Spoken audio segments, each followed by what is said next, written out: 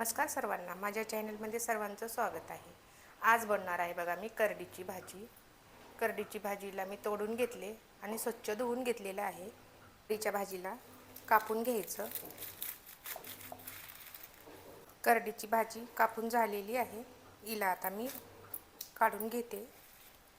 भाजी बनवण्यासाठी साहित्य घेतलेलं आहे मी। हे कांदा आहे, याला कापून घेतलेला आहे। हे लसूण आहे, याला पण ठेचून घेतलेलं आहे। थोडी कोथिंबीर घेतलेली आहे। हे लाल तिखट आहे। हे मिरची आहे, हिला मी मिक्सरला बारीक करून घेतलं होतं। गॅस ऑन करायचा, त्याच्यावरती कढई ठेवायची। कढई गरम झालेली आहे, एक माप तेल टाकायचं। गरम झालेलं आहे, हिंग टाकायचं, थोडं जिरे, ठेचलेला लसूण, कापलेला कांदा। कांद्याला लालसर होईपर्यंत परतवायचं। थोडं मीठ, त्या लालसर झालेला आहे। लाल तिखट, कोथिंबीर परतून घ्यायचं।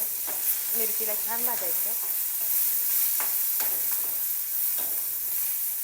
करडीची भाजी ही कापून घेतलेली आहे। भाजीला मिक्स करून घ्यायचं।